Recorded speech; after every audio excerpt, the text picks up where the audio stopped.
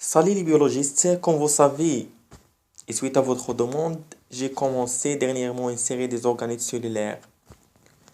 La dernière vidéo a traité les lysosomes primaires et secondaires d'une façon facile et très simple. La prochaine vidéo sera traiter les autres organettes cellulaires animales et végétales. Cette vidéo sera définir les vacuoles en bref et expliquer leurs fonctions principales dans la cellule. Alors, comme j'ai dit toujours, essayez de comprendre le corps et de retenir le maximum d'informations. Si vous avez des questions, laissez-moi savoir dans les commentaires ci-dessous. Notez bien, comme d'habitude, avant de commencer et pour m'encourager de donner plus, j'ai besoin de vous de cliquer sur deux boutons. Le bouton j'aime et le bouton abonner. Je suis responsable de donner une définition simple et fonction des vacuoles dans la cellule des eucaryotes. Voilà, comme d'habitude, je commence par un rappel simple des lysosomes. On a dit dernièrement, ou bien dans la dernière vidéo, que les lysosomes sont des organettes cellulaires sous forme de grosses vésicules sphériques, entourées par un membrane lipoprotéique, appelé la membrane lysosomale, composée des phospholipides et des protéines. On a dit aussi que les lysosomes, appelés aussi corpuscules lytiques, se trouvent dans toutes les cellules eucaryotes, mais sont plus fréquemment dans les cellules responsables de la défense de l'organisme, entre parenthèses, dans les cellules du système immunitaire. La fonction principale de lysosome est la digestion des particules non fonctionnelles par des enzymes spécifiques appelées des hydrolases. La digestion des particules non fonctionnelles par des enzymes spécifiques appelées l'hydrolase. La membrane lysosomique contient trois éléments essentiels: des canaux ioniques, des protéines LAMP. On a dit que LAMP c'est l'abréviation de lysosome associé à cette membrane protéine. Et enfin des phosphatases acides. On a dit aussi que les lysosomes se classent en deux catégories: les lysosomes primaires et les lysosomes secondaires. Les lysosomes primaires ou purs sont des vésicules ou des grains de sécrétion ne renferment que des enzymes lytiques. Alors, son rôle principal est de protéger le cytoplasme des hydrolases qu'elle enferme. Par contre, les lysosomes secondaires sont des vacuoles souvent volumineuses. Elles sont des sites de digestion intracellulaire et ont la nature des vacuoles digestifs. Dans une maladie lysosomale et pour une raison génétique, le lysosome n'assure pas ou pas suffisamment sa fonction de recyclage et d'élimination des déchets.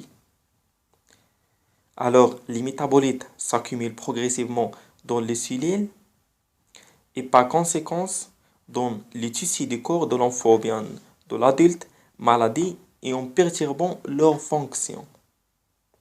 C'est clair? Enfin, on a dit que les lysosomes primaires se forment soit à partir de l'appareil de Golgi, soit à partir de la réticule endoplasmique. Alors, qu'est-ce qu'une vacuole? Tout simplement, les vacuoles sont des organettes cellulaires. Se forment des petits sacs délimités par un simple ou bien par une simple membrane lipidique, appelée tonoplaste. Les vacuoles sont des organettes cellulaires, se forment des petits sacs délimités par une simple membrane lipidique appelée tonoplaste, contient l'eau et certaines nombreuses molécules et certains ions dissous. Les cellules animales contiennent des vacuoles sous forme de petits sacs. Par contre, les cellules végétales contiennent des vacuoles sous forme de gros sacs représentant plus de 80% de la volume cellulaire. Alors je répète, les cellules animales contiennent des vacuoles sous forme de petits sacs. Par contre, les cellules végétales contiennent des vacuoles sous forme de gros sacs représentant plus de 80% de la volume cellulaire. Concernant la structure de la membrane vacuolaire sera comparable à la structure de la membrane plasmique. C'est une bicouche lipidique possédant des protéines intrinsèques. Voilà, la structure de la membrane vacuolaire sera comparable à la structure de la membrane plasmique. C'est une bicouche lipidique possédant des protéines intrinsèques. La seule différence est que l'épaisseur de la membrane vacuolaire sera plus faible que la membrane plasmique, 8 nanomètres. Les vacuoles possèdent une fonction de stockage et une fonction de réserve. Mais la fonction principale de cet organisme est de maintenir l'homéostasie de la cellule. Et qui dit l'homéostasie dit la régulation de l'équilibre hydrique de la cellule. Il joue aussi un rôle important dans la turgescence des cellules végétales, en assurant une pression suffisante à l'intérieur de la cellule pour maintenir une rigidité de certaines structures anatomiques, par exemple les tiges. Alors, selon le contenu et le rôle du vacuole, on distingue 7 types de vacuoles. Les vacuoles contractuels, les vacuoles de condensation, les vacuoles d'endocytose, les vacuoles autophagiques, les vacuoles digestifs, les vacuoles d'oxytose et enfin les vacuoles centrales du cellules végétales. Alors, j'ai dit que selon le contenu et le rôle de la vacuole, on distingue 7 types de vacuoles. Les vacuoles contractuels. Ce type de vacuole, on les rencontre chez les organismes unicellulaires, les protozoaires, vivant dans les milieux humides. Ces vacuoles permettent l'évacuation de l'eau en excès de l'cytoplasme afin d'éviter à l'animal une forte turgescence. Alors, ces vacuoles permettant l'évacuation de l'eau en excès de l'cytoplasme afin d'éviter à l'animal une forte turgescence.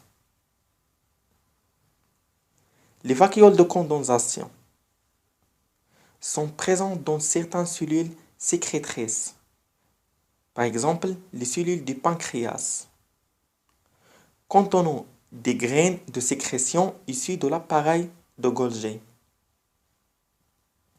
Voilà. Les vacuoles d'endocytose. Ce type de vacuole résulte lors d'un phénomène hétérophagique. Ce phénomène se rencontre chez les organismes unicellulaires, se nourrissant par l'invagination de leur membrane plasmique en contact d'une proie, ou chez les microphages tels que les globules blancs pour se défendre des pathogènes. Bien.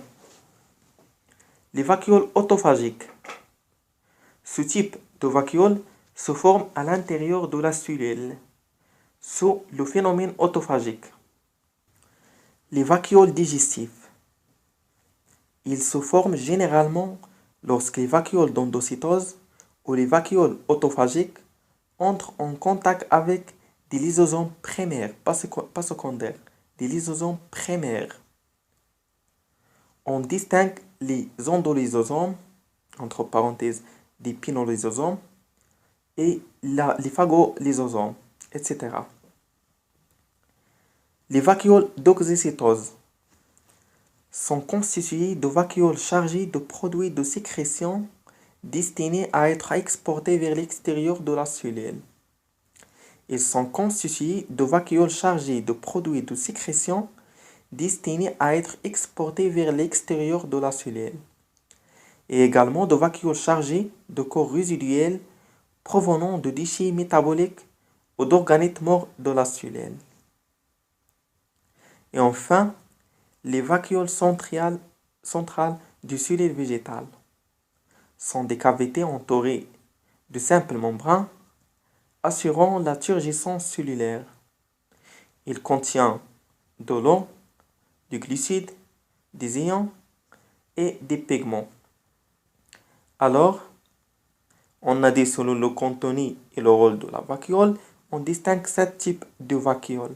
Les vacuoles contractiles, les vacuoles de condensation, les vacuoles d'endocétose, les vacuoles autophagiques, les vacuoles digestives, les vacuoles d'oxycétose et enfin les vacuoles centrales du cellule végétale. Alors j'espère que j'ai réussi d'expliquer ce corps et n'oubliez pas mes chers amis, si vous avez des questions, si vous avez des observations, laissez-moi savoir dans les commentaires ci-dessous et n'oubliez pas d'abonner sur ma chaîne et de cliquer sur le bouton j'aime pour m'encourager de donner plus, pour m'encourager d'expliquer plus des organes cellulaires, plus des corps, etc. À tout à l'heure.